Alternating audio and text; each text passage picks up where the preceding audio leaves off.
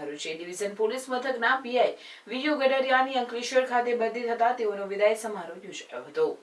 તાજેતરમાં ભરૂચ જિલ્લાના પોલીસ વડા મયુર ચાવડા દ્વારા 6 પીઆઈની આંતરિક બદલી કરવામાં આવી છે, જેમાં ભરૂચ શહેર એ ડિવિઝન પોલીસ મથકમાં ફરજ બજાવતા પોલીસ ઇન્સ્પેક્ટર વીયુ ગડરિયાની અંકલેશ્વર બી ડિવિઝન પોલીસ મથક ખાતે બદલી કરવામાં આવી છે। ત્યારે પોલીસ મથક ખાતે તેઓના વિદાય સમારોહનું આયોજન કરવામાં આવ્યું હતું, જેમાં પોલીસ કર્મચારીઓ તેઓ પર પુષ્પવર્ષા કરી તેમને ભાવભીની વિદાય આપી હતી। આ પ્રસંગે વિસ્તારના આગેવાનો તેમજ પોલીસ અધિકારીઓ ઉપસ્થિત રહ્યા હતા। પીઆઈ વીયુ ગડરિયાએ એ ડિવિઝન પોલીસ મથક ખાતેના તેઓના કાર્યકાળના સંસ્મરણો વાગોડ્યા હતા। જ્યારે બદલીની વાત કરીએ તો ફરજનો એક ભાગ છે ચોક્કસ, પણ સાહેબ અમારાથી દૂર નથી જતા। અમે જિલ્લા કક્ષાના પત્રકારો છે તો ચોક્કસ સાહેબ અમારી સાથે જ રહેશે અને એમનો લાભ અમને મળશે જ। ચોક્કસ એક હકારાત્મક દ્રષ્ટિકોણ જ્યારે પોલીસ સ્ટેશનની વાત કરીએ તો સ્વાભાવિક રીતે માણસ ક્યાં તો નારાજગીથી આવે ક્યાં રડતો આવે, એને હસતો મોકલવાનું કામ સાહેબે બખૂબીથી નિભાવ્યું છે। ચોક્કસ એવા ઉદાહરણો ઘણા છે અમારી પાસે, એના માટે ખૂબ ખૂબ અભિનંદન સાહેબ કે મેક્સિમમ તમે લોકોને અહીંથી હસતા મોકલ્યા છે, એ અમે જોયું છે।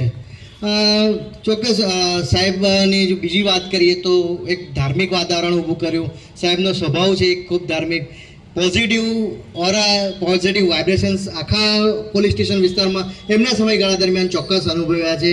નારાજગી નગરજનોમાં ઓછી રહી છે અને મીડિયા અને પોલીસનું ક્યારેય બન્યું નથી, પણ આ એક્ઝામ્પલ છે કે અમને સાહેબ સાથે ખૂબ ફાવ્યું છે। થેન્ક યુ સાહેબ। મને બેન કરીને જ બોલાવતા હતા કે કોઈ બધા મારા બેચમેટ બદલી થઈને જાય તો મેં ક્યારેક સાહેબને મારા બધા જાય છે એમ તો સાહેબ કે હું છું ને તમારો મોટો ભાઈ બેઠેલો, તમે શું કરવા ચિંતા કરો છો? અને સાહેબે આજ સુધી મને કોઈ બાબતે, કોઈ પણ બાબતે સાહેબે મને કોઈ બી જગ્યાએ આજ સુધી કોઈ તકલીફ પડવા નથી દીધી અને ખરેખર સાહેબનો મેં આભાર વ્યક્ત કરું છું સાહેબ, અને ખરેખર યાદ કરીશ સાહેબ, આપને કોઈ દિવસ ભૂલાશે નહીં। આટલા સરસ અધિકારી અમને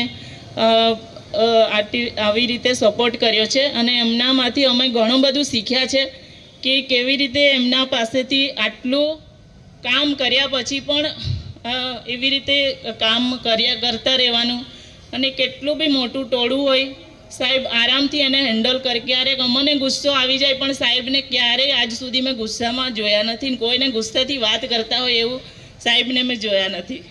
મારે તો અહીંયા હજી પોલીસ સ્ટેશનમાં અમારી તો પોલીસ ખાતામાં શરૂઆત છે, પણ સાહેબ તરફથી હંમેશા ખૂબ જ સહયોગ મળ્યો હોય છે અને હંમેશા કાંઈ નાની મોટી ભૂલ હોય તો એવું નહીં કે ભાઈ આ ભૂલ છે તમારી, આવું ન થવું જોઈએ, પણ હંમેશા શીખવા માટે પ્રોત્સાહન આપવામાં આવ્યું છે। એટલે સાહેબ તો હંમેશા માટે યાદ રહેશે। સાહેબની પોલીસ ખાતામાં એક ખૂબ જ મજબૂત અધિકારી તરીકેની છાપ છે।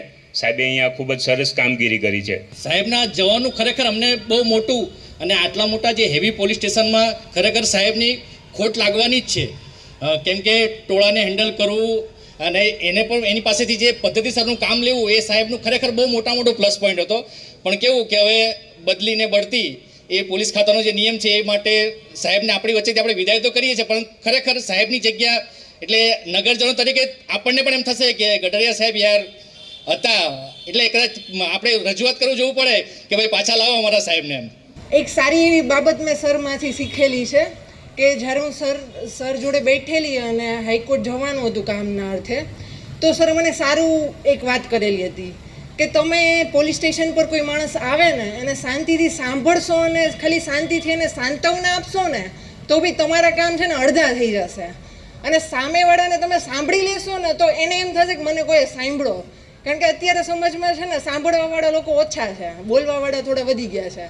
તો મને સરની છે ને આ વાત બહુ સારી લાગી હતી કે તમે સાંભળશો ને તો તમારું કામ બી અડધું થઈ જશે અને એ શું કહેવા માંગો છો ને એ પ્રોપરલી સાંભળશો ને તો તમારે શું કરવું છે ને એ આગળના સ્ટેપ તમે લઈ શકશો। શરૂઆતમાં અહીંયા જ્યારે મારો ઓર્ડર થયો ત્યારે બહુ જ ટફ પોલીસ સ્ટેશન હતું એવી વાતો સાંભળેલી, પણ મને અહીંયા આવ્યા પછી જરાય ટફ મને નથી લાગ્યું। એનું કારણ છે કે મારો સ્ટાફ એટલો સરસ, સેકન્ડ પીઆઈ સાહેબ મને મળ્યા હતા, ડી સ્ટાફના છોકરાઓ બહુ મજબૂત અને તમામ આગેવાનો બી બહુ જ સારા મારી પાસે આવે, એમની જે પણ રજૂઆતો આપણે સાંભળીએ અને એનો નિકાલ કરીએ તો પ્રશ્ન સોલ્વ થઈ જાય। તો પછી મને તો કંઈ એવું લાગતું નહોતું કે બહુ હેવી છે, રૂટીન મુજબ ચાલ્યા કરતું અને ચલાવ્યા કરે। એટલે લોકો એમ કહેતા કે ભાઈ કઈ રીતના આટલું બધું તમે સ્મૂથલી ચલાવો છો, પણ એમાં કશું હોતું નથી. લોકોની વાત સાંભળો, સામે એના સોલ્યુશન્સ આપો તો ઓટોમેટિક બધું થઈ જતું હોય છે. પ્લસ અમારા સમયમાં પોલીસની યુનિટી બી બહુ સારી રહી, બધા મજબૂત બંદોબસ્તો કર્યા. ભદ્રેશભાઈની 2 થી 3 યાત્રાઓ, સ્વામીજીની 2 થી 3 યાત્રાઓ, પ્રવીણભાઈના નાના મોટા પ્રશ્નો, નંદેલાઓનો પ્રશ્નો, ઘણા પ્રશ્નો આવ્યા, ઘણા પ્રશ્નો સોલ્વ કર્યા.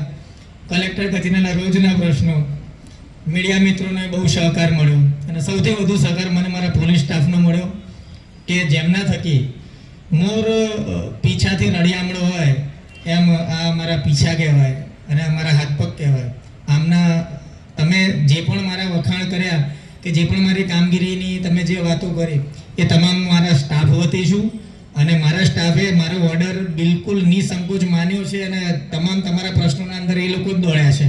મેં તો ખાલી કીધું હશે કે તમે આવ્યા હશો રજૂઆત લઈને કે સાહેબ આવું આવું છે, તમે કીધું હશે ભાઈ મહિપાલ તાત્કાલિક આજે આ કરી દો, ભાઈ કાના તાત્કાલિક જાવ આમ કરી દો, ડાંગર સાહેબ આ જગ્યાએ જઈને આમ કરી નાખો. મેં એમ જ કીધું હશે, દરેકને એ જ અનુભવ હશે. પરંતુ એમણે એ કામ કર્યું ને એ કામ કરી બતાવ્યું ને મને રિપોર્ટ કર્યો. એટલે હું મારા સ્ટાફ થી રળિયામણો છું અને સ્ટાફ થકી હું મજબૂત છું. એટલે સૌપ્રથમ તો મારા સ્ટાફને ખૂબ ખૂબ આભાર માનું છું.